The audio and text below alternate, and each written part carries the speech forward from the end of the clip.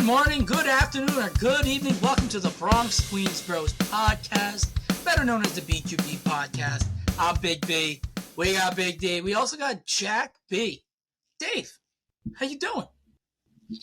I'm doing pretty good. We're not quite at the time of the year where we get Sunday night baseball, but we are at the time of the year where we are filming a Sunday night podcast for baseball, which will be aired Monday morning.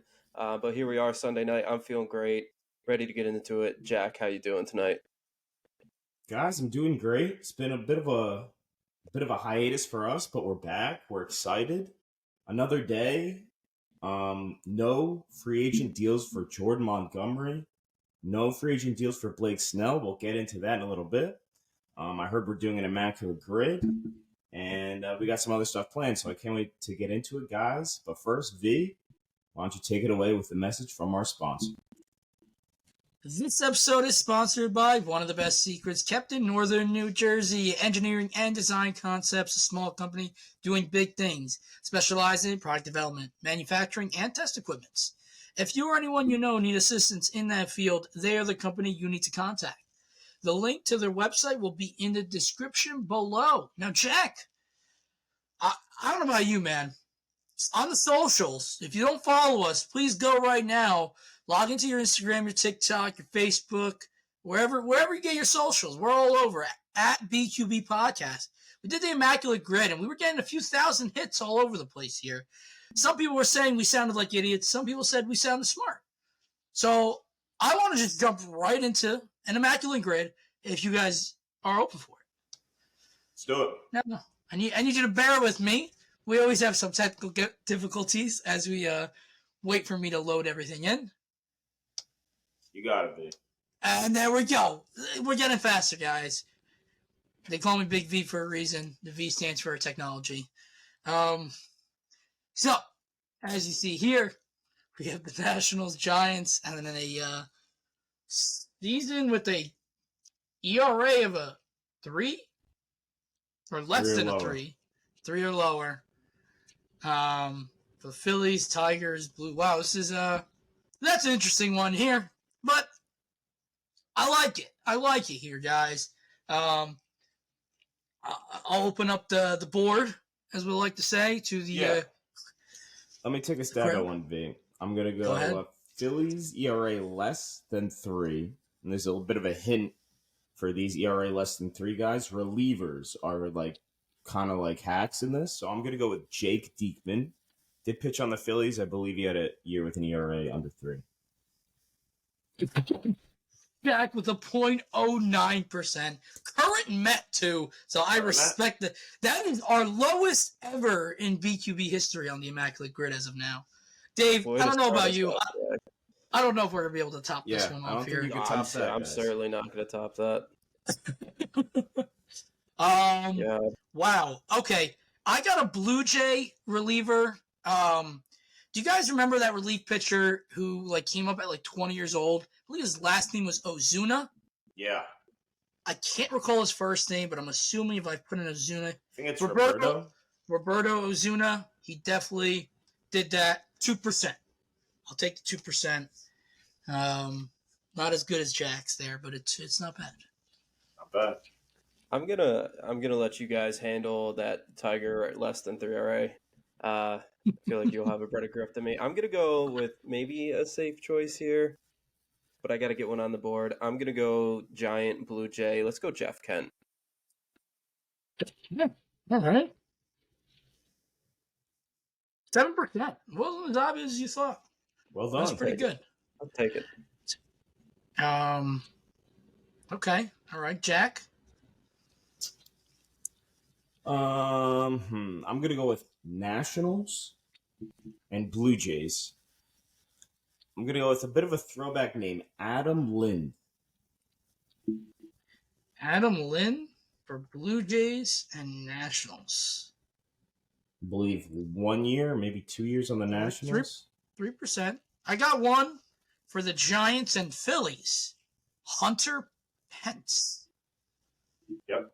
Pence played, I believe, 1 season with the Phillies. Obviously a long-time Giant. 29%. Wasn't that good, guys. I apologize. Kind of just ruined the board there. thought it was less obvious. Jeez. Are we doing like a rotational basis? Like, is this my turn? Yeah, but you can always pass. Let me take another stat. It might be 29% or higher, but can we go Pete Rose top left? Should be Hall of Famer Pete Rose. Guess so. A hot take, but I completely agree with you. Pete Rose, 7%. It's a hot take we all agreed on in a previous episode. Yeah, that's true, actually. It's a good point. It's a good point. All right, so we've clearly none of us like the Detroit Tigers here. That's a weird one for me as well. Yeah. Is it my turn? Well, yeah, it is. I do have a national Detroit Tiger, but it's gonna be the most common answer. It's Max Scherzer. Yeah. I was gonna go a bit of a very much of a throwback name actually for Tigers ERA. I was gonna go with Hal Newhouser. Yeah, you're gonna a new Hauser, as someone's got some dogs barking in the background there. 3%. They're cheering you on, Shaq. Yep, they certainly are. Gotta love them. All right. So that's a good one here. Can we do Pudge? You think he would be less than Scherzer for Tigers Nationals? He was on the Nationals too, right? Yep, he was. I was also thinking, did K-Rod play for both those teams? I don't think K-Rod was on the Nationals. All right. Edwin Jackson? Edwin Jackson, yeah. He was on both. Yep, he was. He's probably on percentage, yeah. I'm going to jump in front of you there, Dave. Please do. Edwin Jackson, 4%. Take that. Much better. Now, this is a fun one here. Detroit Tigers and Giants. Okay. This is a little tough. Honestly, I was going to say the same thing. No.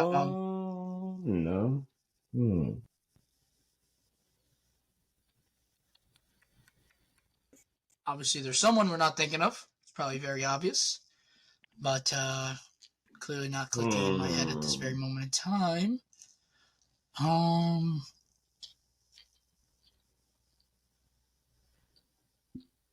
Giants, Tigers. I can't think of any Tiger players. Did Austin Jackson play for the Giants ever? I don't think so. Yeah, I don't remember. I know he bounced around towards the end of his career. I just don't know if he bounced to San Fran. JD Martinez would have worked if he took the contract, but he said, I don't want to play for you guys.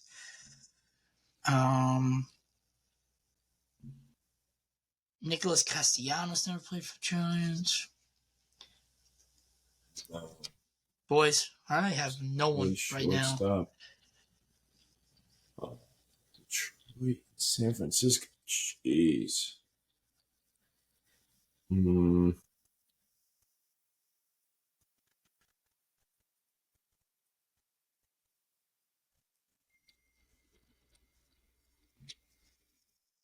don't know. Dave, you got anybody else? I don't know. Look at some names here and there. Johnny Peralta played for the Giants? Ooh. Are we sure Austin Jackson didn't play in the Giants? Yeah, I part of me thinks he did. But I don't know. I got a name. I'm not sure about the Tigers, but I could promise you the Giants. But I'm like 90% sure of the Tigers. Joe Nathan. Does Joe Nathan pitch for the Tigers? I remember him pitching for the Rangers. Rangers, obviously, Twins. Twins. I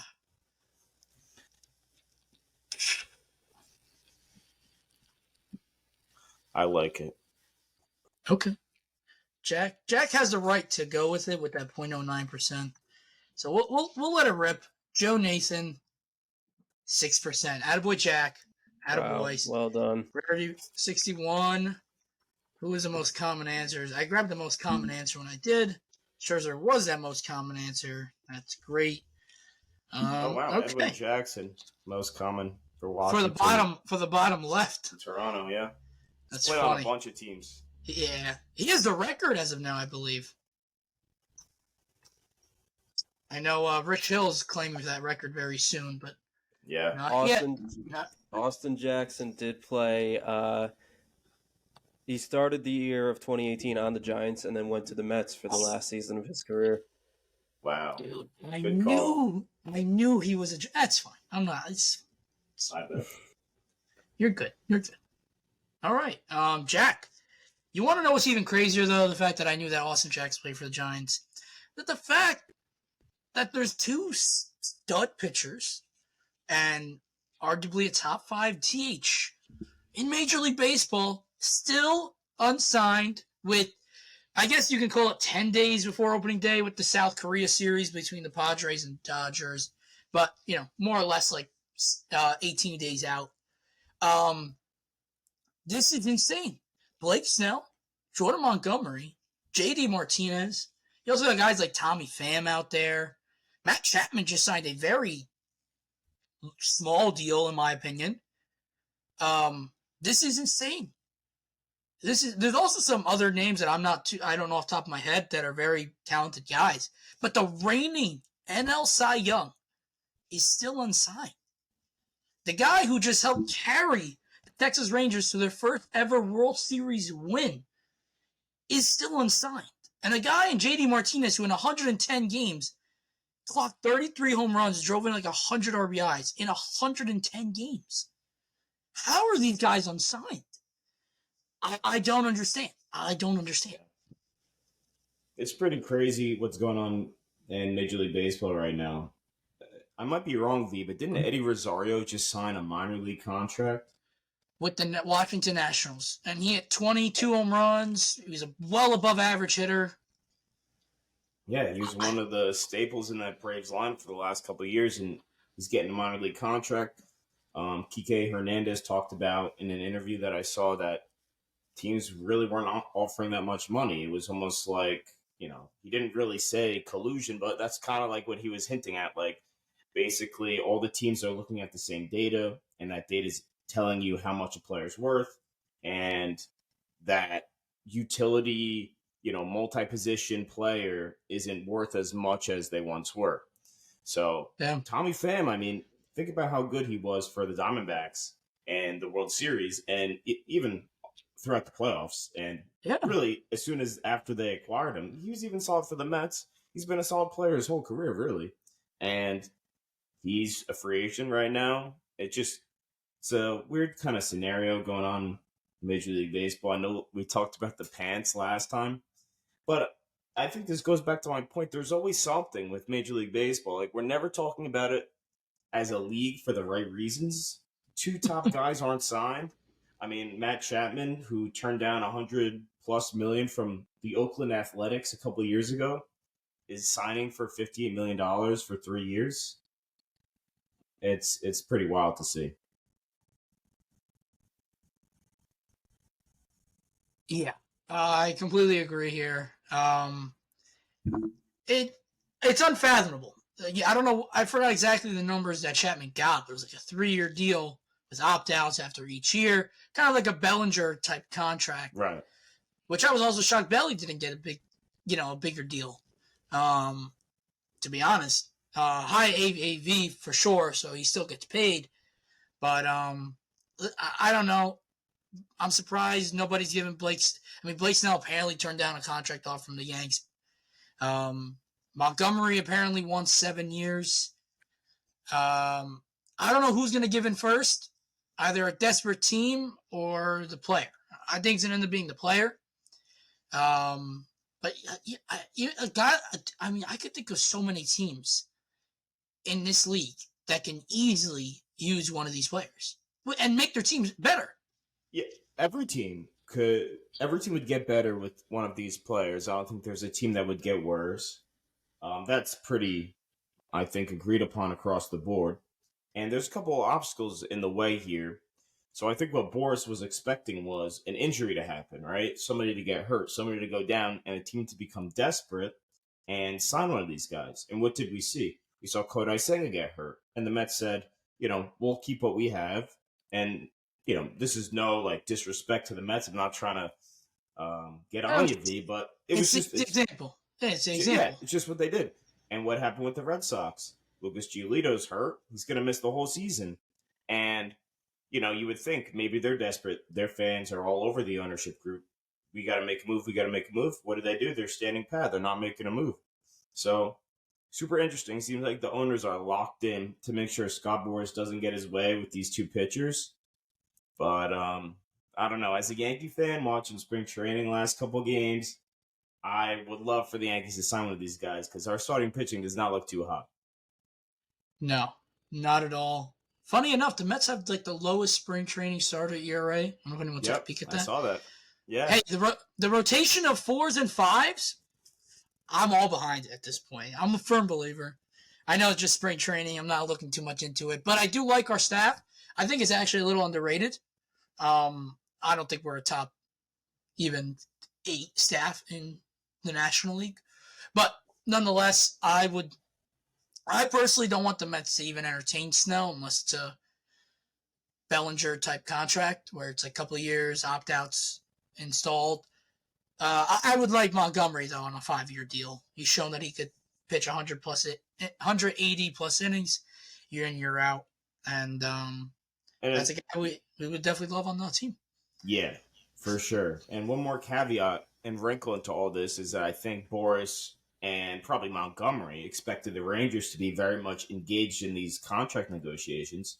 And what's happened is, because of their dispute with their local TV contract, they're not spending money this offseason.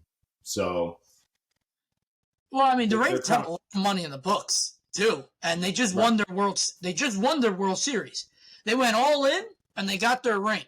So I see the ownership group like, all right, let's relax. We got the ring. I'm thrilled. Hold the spending, please. Let's just see if we can get to the dance again, because I don't know. I don't think they'd want another $100 million plus contract, which they have 4 guys on that right now on their team.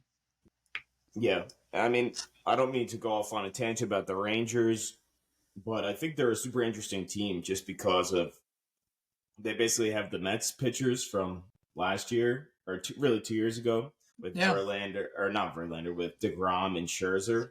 And if they can get, I mean, this is what we said about the Mets all those years, but if they could get those guys healthy towards the end of the season, I mean, they could easily repeat. They're on top of Eovaldi. Yeah, with Eovaldi, dude. The only thing is the Rangers don't have a bullpen. They don't have a bullpen. Right. So I think we both predicted them to sign Josh Hader and Montgomery. I think we both agreed on those. Yeah. In the predictions. If they had both of those with that offense, how do you not now that the Astros signed Hader, that they're easily, in my opinion, the favorites to win the division again. But if the Rangers had signed Hader and Montgomery, I'd pick them to win division over Houston. For sure. Completely. Yeah. So, I don't know. Dave, you got any input here? Not necessarily on the Rangers. I mean, I got some takeaways from spring training I would like to pick your guys' brains about if we want to transition to that. Yeah. I guess quickly I'll go to UV, then I want to ask Jack something. But Francisco Alvarez, man, he looks incredible. Dude. Incredible. The kid's poised for a big season, huh? 100%. Who said it? Who said big Francisco Alvarez was going to pop off this year? I went in an argument on Instagram with this dweeb who said that Keibert Ruiz of the Washington Nationals is better. Get the fuck out of here. He is not better. Francisco Alvarez is a freaking beast. He's only 22 years old for the whole year. And the guy looks like a seasoned veteran. I know he's going to have his slumps. He's got strikeout in his game. Who doesn't these days in the game of baseball?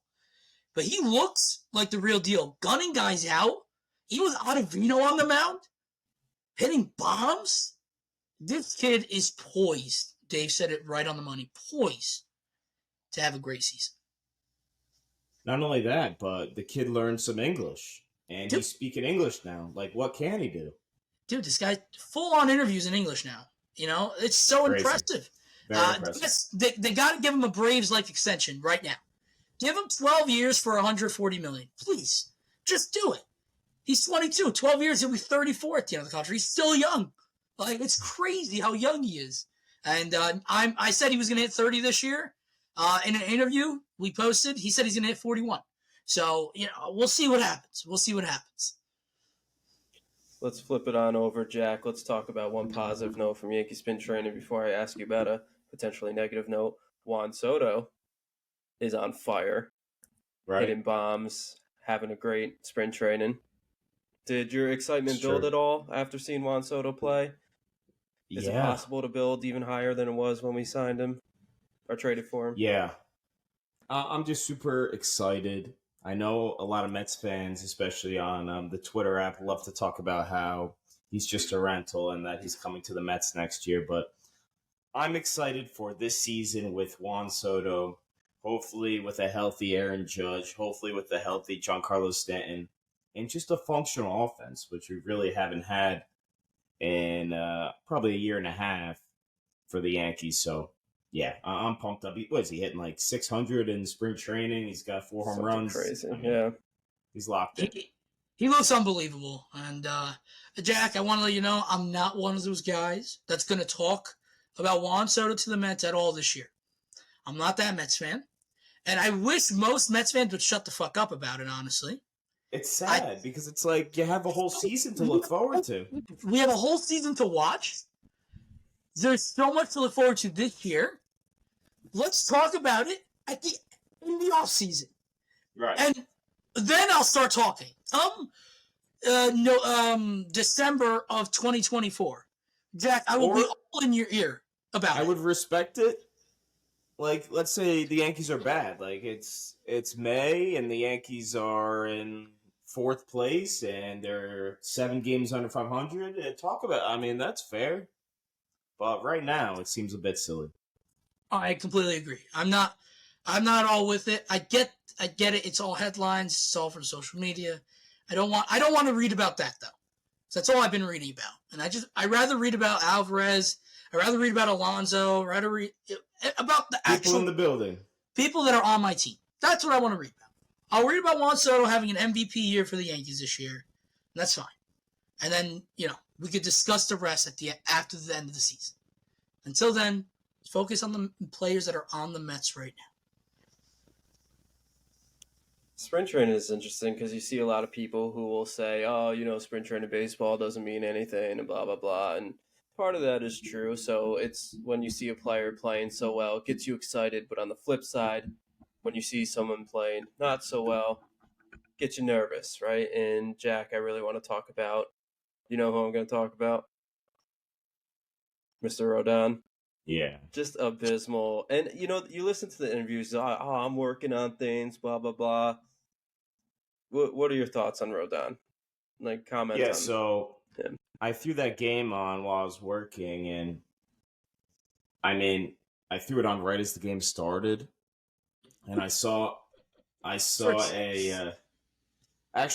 maybe like a couple minutes before he went out to the mound, he was like slapping Rizzo around. I don't know what the hell he was doing, trying to like pump himself up. I was like, oh, okay. Well, what is Rodon cooking today? One pitch and Yandy Diaz hits a ball like 110 off the bat, lands in right center field, and I was just like, here we go again. That after, previously he gave up 3 home runs in like a simulated game to 3 like AA, AAA guys. So 4. Okay, 4.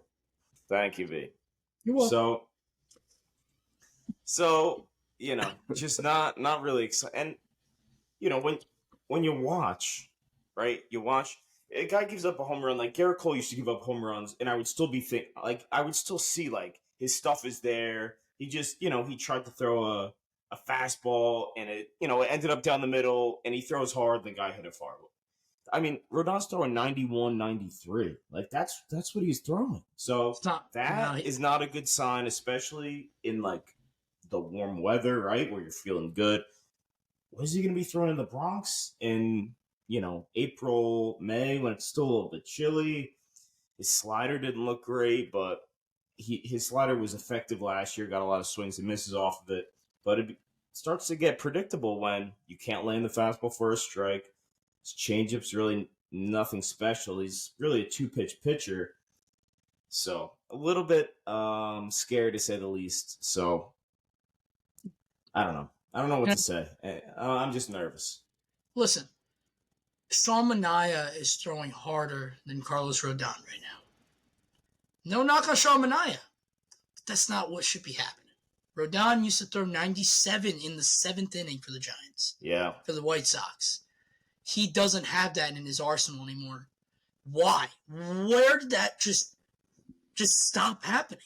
Yeah, I wonder if he was a big sticky stuff guy. Like maybe he has small hands, and I really can't. I would have to get into the weeds of like the spin rates, look at those from the last couple of years. But I mean, he's healthy by all counts. He's 100% healthy. He's like, there's no more excuses. He lost weight. Like he looks exactly how he looked shape-wise when he was with the White Sox, when he was with the Giants. I mean, he got the big contract, so I don't know. Unless they're trying things like I never know, because right, spring training day brings up a good point. Spring training, right? Are you trying to work on like other things? Like you don't know, because this happened even in high school. I know in some of our scrimmages, sometimes they'd be like, you're trying to work on something. Like a pitcher's trying to work on hitting the outside corner on strike. They're trying. It's not like I don't know. Some guys pitch are weird. They can't get. It's not pitch to win. Right. You're not in the competitive mind space or head space where you're trying to dominate and get guys out. You're just trying to execute, and you're trying to, listen to what the coach is telling you. I don't know, because we don't. So I'm hoping it's something like that, and not like he's throwing at pretty much 100%, and this is where he's at right now. But not good. Yeah. V, you got something for us? Or? Okay. No, you're good. You're good. I was just going to say, before we move on, any other takeaways? V, I haven't really been following Mets spring training too much. Any other takeaways from Mets camp? Alonso has been just hitting extra base hits almost every game. I truly, obviously, I don't expect to have him like obviously the Soto year, just a comparison. Soto's in a walk year. I expect him to be MVP talks. Alonso's in a walk year. I expect him to hit 40-plus home runs, get that average up a little bit.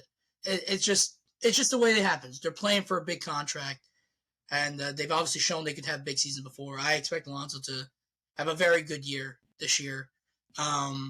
He looks locked in. Lindor looks good. Mark Vientos started hitting. He had a home run today, which is nice. He went 2 for 4 yesterday, so he started to hit. Beatty, I don't want to say I'm losing hope on the kid, but I'm not seeing a lot that I love. So that's a little concerning. Other than that, I haven't seen Bader's played very little. Nimmo's played very little. Marte looks healthy. He's running very well out there and right. And the pitchers, I mentioned, the Mets starting pitchers have the lowest spring training ERA. They've all looked really good. Severino, Jack, dude, Sevy looks nasty. He's throwing like he was 97, 98, like he was in 2018. His slider looks disgusting. His changeup looks good. He's been dominant. His three outings, 3 outings. So I'd love to see him build up on that, because he could be a major X factor this year, where if he's like 2018 Sevy, Mets got an ace on their hands right there. Yeah. I don't know about all that, but Sevy was hitting at certain points last year, 98, 99, and still getting rocked. So, I don't know. Full disclosure, I don't know if I'd get my hopes up on Luis Severino, but I think you bring up some good points there. Vientos seems like he's kind of rounding into form. I did see that. I also read an article, V. I'd be curious to hear your thoughts about this. Brandon Nimmo possibly moving out of the leadoff spot. I was wondering what your opinions are on this. I don't know if you saw it, and give me like a top 4 Mets lineup, and if you're the manager. So, Jack, I don't know if you recall, we mentioned this. We toyed with this idea during the 2023 season. Yeah. And we took Nimmo out of the leadoff spot ourselves. We both did, yep. So if we're being honest here, it sounds like everyone's a little late to the train. We started this train a long time ago. And so my opinion is Nimmo does very well in the leadoff spot. And I have no problem keeping him there, even with the, more power in his game. The Phillies have a power guy in the leadoff spot. The Braves have Acuna in the leadoff spot. Power guys in the leadoff spot is not a bad thing. And I like the idea of moving Nimmo in the 2 or 3 hole. I personally think there could be a world where if Marte is 2022 Marte, where he's healthy and he could steal 30-plus bags, and Lindor, as he stole 30 last year, I expect him to do the same thing this year. I want those two in the 1 and 2 spots. So I think personally, and this is a big X factor on Marte playing well this year, if Marte could succeed in getting a 330 OBP or higher, 100% this is the way I would do it, is Marte, Lindor, Nimmo, Pete. 100%. Nimmo's got a clutch factor. He hits great with runners in scoring position. Lindor moving down to the 2 hole, I think, is even better for his game. I've never saw Lindor as a 3-hole guy. And I think he's developed into becoming more of the 3-hole guy as the Mets have needed him to be. But I think Lindor would excel better in a 2-hole. He seems like a guy that would fit well there. And also, if you have Marte and Lindor on base in front of Nimmo and Pete, it's a lot of speed, a lot of stolen bases. And I would do that top 4 of the lineup up until either Acuna, Luis Angel Acuna, or Jet Williams are ready. Those are the 2 guys I would put because those guys are 50-plus stolen base threats in the near future. All right. I like it. I'm no pushback there. Yeah, we talked about this a while ago. Yeah. I saw a few things maybe having Pete hit second. So the only other spot I would entertain is Pete batting 3rd, just so he gets a first inning at bat. Just because it's just purely at any moment of time, he could just hit a home run and he can give you an early lead in a game. And, in the name of the game of baseball, if you have a lead, most of the time if whoever scores first, I think more often than not wins the game. So it's just statistics. So I wouldn't mind having Pete hit 3rd. The only problem I have is I don't know unless I truly think Alvarez could be a cleanup hitter, I don't know if the Mets view him as a cleanup hitter yet. So, and Vientos isn't that guy, or he hasn't proven to be that guy. So I worry about who you protect Pete with in the cleanup spot if you put Pete 3rd. Because it's not Nimmo and it's not Lindor. It's not Marte. It's not McNeil. Alvarez could be that guy. If you had a guy like JD Martinez on your team, 100% I would do that. I would change it up completely. Where Marte is like I don't know. That changes the entire lineup. The lineup gets so much deeper, which is a good problem to have. But that's why I wouldn't put Pete. I think Pete has to be the cleanup guys. I don't see another guy who really protects Pete well. Yeah, fair point. All right, well, I guess we'll see how the lineup shakes up and what the opening day lineups will be. I know the Yankees have some interesting scenarios too, so I'll be excited to see what the teams roll out with opening day. Speaking of opening day and officially kicking off the season, we've been doing a lot of predictions in our episodes, so I would like to get started with that and maybe end the episode with our predictions of the future. All right, so we're going to stick with just home runs. We really only have a couple more players to go, so I got 6 for you guys, 3 from each of our squads, and I want to hear how you'll think they'll do. Starting with Anthony Rizzo. Jack, he had a very interesting season last year, had that weird injury. He hit 12 home runs. So how many home runs do you think Anthony Rizzo will hit this year for the Yanks? I'm going to go with 23 homers. I think Rizzo's bound for a comeback. He's looked pretty well, or doing pretty well in spring training thus far. I'm liking what I'm seeing. I'm kind of chalking up last year to that concussion, neck injury, whatever you want to call it. He's getting a little bit older, but pretty much throughout his career, you could bank on him hitting 30 home runs every year. So I'm going to say 23, split the difference. I think he's going to have a good year, though. All right, I'm going to just go right below you, Jack. I'm going with 22. I think he's going to have an improvement year. Maybe he hits more, maybe he hits less. But I'm going to think 22 is right where I see him hitting. V Jack is always the sweet spot between us because I'm going one above him. I'm going to go 24. Definitely think he's going to do a lot better still playing in Yankee Stadium. So I think that helps him out quite a bit. I'm going to go 24 home runs for Rizzo. Let's flip it over to you, V. Brandon Nimmo, you talked about his power a little bit. Where will he hit in the lineup and so on? He hit 24 home runs last year for the Mets. How many home runs do you think Brandon Nimmo is going to hit this year? So 24 was a career high, and I'd like to think he can break that, but it's kind of tough to just keep getting new career highs. So I'm just going to go with 20. I think it's still a serviceable power bat for sure. Yeah, V, I'm a little more optimistic than you. 21 was my number. Okay.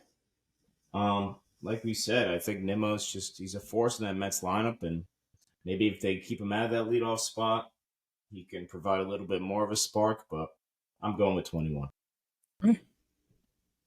Jack, I'm actually right alongside you. I do think, like you said, V, he's a certified power bat in that lineup, but we'll see how his role kind of shakes up. So I'm going with 21 home runs for Brandon Nimmo as well. Right. All right, going back to the Yankees, Jack, Gleyber Torres is going to have an interesting season ahead of him. He hit 25 home runs for the Yankees last year. How many home runs do you think he'll hit for the Yanks this year? Ooh, that's a good question. I'm going to go with 27 homers for Gleyber. It's a contract year for Gleyber, and I think he's going to see a lot more left-handed pitching with Juan Soto, Alex Verdugo in this lineup. I think that's a good thing because Gleyber mashes left-handed pitching, and I just think there's just a lot of pressure that's alleviated off Gleyber's shoulders with our additions, with the left-handed bats that we've added, and just his role on the offensive side has diminished greatly. He's our Judge was hurt most of the year as our best hitter, right, last year. So I think these additions will really help Gleyber. All right. Yeah, I agree. I'm going to go down to 23, though. I think he's going to be right around what he did last year. It's going to be another good year. I just think 23 is where he's going to hit now. I'm gonna say contract year. He's definitely gonna play his heart out. And like you said, Jack, the pressure is taken off a bit because he was our entire offense for a stretch of the season. So I'm gonna have him improve to 29 home runs on the year. I'd like to see a big power year from Gleyber. Yeah, you know what? Imagine they bring back the juice balls and we're all like super low on all these numbers. Oh man, bring the juice balls back. Bring it back. Yeah. You want more offense in the game? Bring it back. It's a conversation for another episode, fellas. V, I'll flip it to you with a guy Jack and I are familiar with, Harrison Bader. He hit 7 home runs last year, had some injuries he was dealing through. How many home runs do you think he will hit this upcoming season for his new Mets squad? I'm going to just double the number. I just hope he's going to be healthy. That's obviously going to dictate that number happening. If he plays 120 plus games and he's healthy out there, I think he easily achieves that number. I'll go with 14. I'm going to go with 9. And that's not for me disliking Harrison Bader. I think he's a great player. He just cannot hit righties. Like, he just can't. And he's often injured. And it sucks because he's a great defensive player and he really hits well against lefties. So he's a force in really any lineup against a lefty, but I don't know, man. He just can't stay on the field. It sucks, but it's the truth. And V just puts up some of the worst at-bats you'll ever see against right-handed pitching. A very frustrating player, but very talented as well. I'm sure you're going to hear the highs and lows of me being a fan of him now. I'm also pretty excited to watch Tyrone Taylor play a lot for the Mets this year.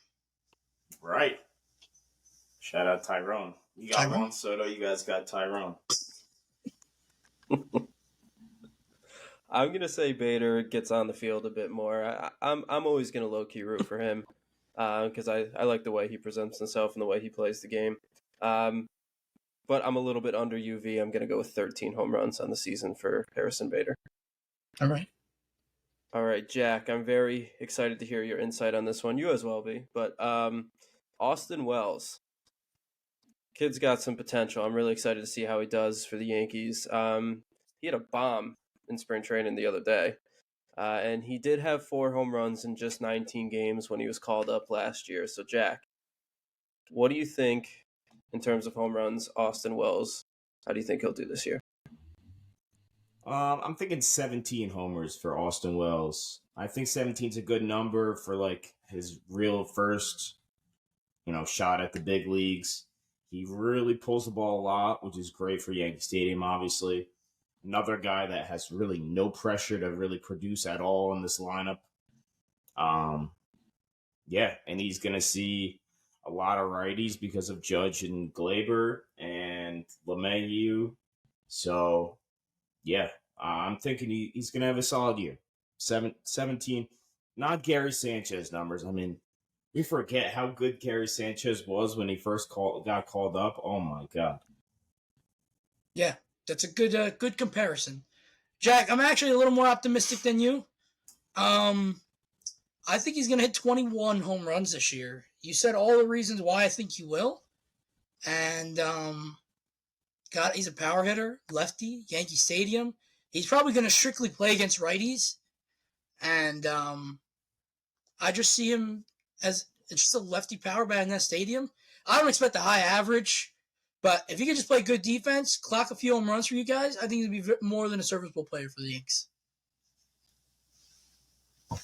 Yeah, Jack, I'm a little more optimistic than you as well, but a little less optimistic than B. A little less. I do think he'll break 20 home runs, but I think that is where he will also stop at 20. It's also amazing to see him. Did you see him steal third the other day, Jack? Yeah. Awesome. But I'm excited for Austin Wells. We'll see how he does. All right, V. You mentioned this guy earlier, said you might be losing hope in the kid, Brett Baty. Last year, he hit 9 home runs in 108 games. How many home runs? What kind of expectations are we setting for Brett Baty this year? Yeah, that's a good one here. Listen, Brett Baty's 24 years old. He's got a sweet lefty swing. I don't think he's ever going to be portrayed as a power guy if he reaches his full potential. I think he's a line drive hitter, like a 300 average type of guy, like at his highest potential. I don't think he's going to do that this year, obviously. I'm going to let him get into the double digits. I'm going to go with 12 home runs for Brett Baty this year. I think they're going to give him full reins starting at third for the whole year. So just accumulating at-bats, and that's why I think he's going to get there. Okay. What number did you give? I'm sorry, V? 12. Okay, that's what I thought. Dave, I'm going to go with 14 homers for Baty. A little bit more optimistic than V. I kind of disagree with V. I think Baty, at his full potential, is more of a power guy. From what I've seen, when he does make contact, he destroys the ball. He absolutely rips the ball. I heard he made some tweaks to his swing. Haven't been exactly following spring training with Baty, but I think he does have a few homers. No, V? He hit one. I think he hit one. Okay. He got an RBI single off a lefty the other day. He's been playing all right. It's like for every good day he has a bad day. So, that's really, the consistency isn't there yet. I was surprised to hear you, Dave, to say he played 108 games last year. I mean, that's surprising to me because I always remember him being called up and called down, and it was just kind of a lot of, I don't know, it just sucks to get called up, down. You don't know if your spot's, going to get taken or whatnot. I think the reassurance that it's really his spot to lose out of spring training, I think that will help him ease into it. I think I'll have a decent year for you guys, V. I really do. I would love it. Yeah, V, I'm sure you wouldn't be opposed, but I 100% agree with you. I marked him down as 12 home runs as well. It'll be an interesting year for him. We'll keep an eye on him for sure. But like you said, he's young. We'll see what he can make of this season. 100%. All right. That's all I have for you guys in terms of predictions. We only got a few more people to go. In terms of home runs, we can do other stuff as well. Any other comments before we wrap this episode up for good? Saw Snell post on his Instagram story. I don't know if he's just like bored at home. He like posted a picture of a burger and like something else. Is he dropping hints?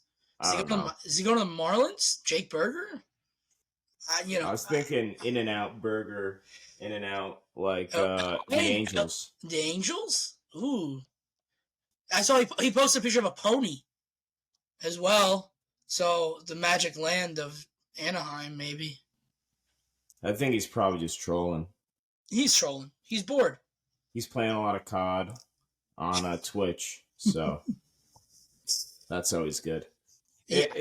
One more point on Snell and Montgomery. It's super weird because I was reading this article that said in the offseason, when you're unsigned, you don't ramp up because if you get hurt, like you're not going to get as much money as like you should get, you know? So these guys, they're not even close to ready. So you're probably missing 3 starts, right?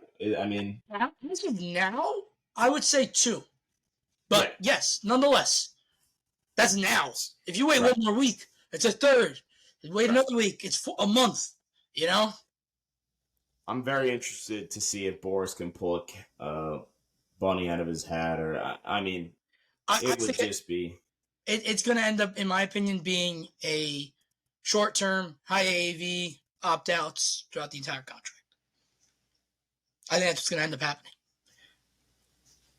Yeah. I mean, not with the Yankees then. No, not with the Mets either. Maybe. Who knows? That's the whole point of the game. We don't know. Well, it won't be short-term and high AAV with the Yankees. It won't be. No, because the Yankees. It would be like deferred. It would be like backloaded, like maybe 3 years, but backloaded to where they don't have to pay a lot on the luxury tax. Yeah, 100%. We'll see. All right, fellas. Well, hey, I'm excited. We are with each episode, we're getting closer and closer to opening day, and it's coming up soon. So that just means all of our listeners, we have to stay tuned with the socials because we'll keep you up to date. We'll open up discussions, predictions, comments, questions, concerns. So follow us on our socials. V, tell them where they can find us because I know you work hard on those posts. BQB podcast. I've been pumping out. We got Jack B. Jack B pumped out some this week too. We're getting him on the board. So listen, interact with us, comment, start an argument with us. I'm always open to fight. I'm also going to opening day for the Mets on March 28th. So if anyone's going, let me know. Not that you care who I am, but we can say hi to me. I'm super pumped to go. And yeah, boys, we're close. That BQB podcast. Yeah, we're right there. Baseball season is so close. And we got a whole nother season. We got a whole nother season of the Bronx Queens Bros. We've renewed our contract here, guys. Wow. We have contracts that I did not know about. That's great. Hey, well, listen to us wherever you get your podcasts, Spotify, Apple Podcasts, iHeartRadio, Google, Amazon, and follow the YouTube. We post a live video so you can see our beautiful faces while you hear our intelligent takes. So, if you like us, go tell a fellow Mets or Yankee fan because they will love us too. We'll catch you guys next time.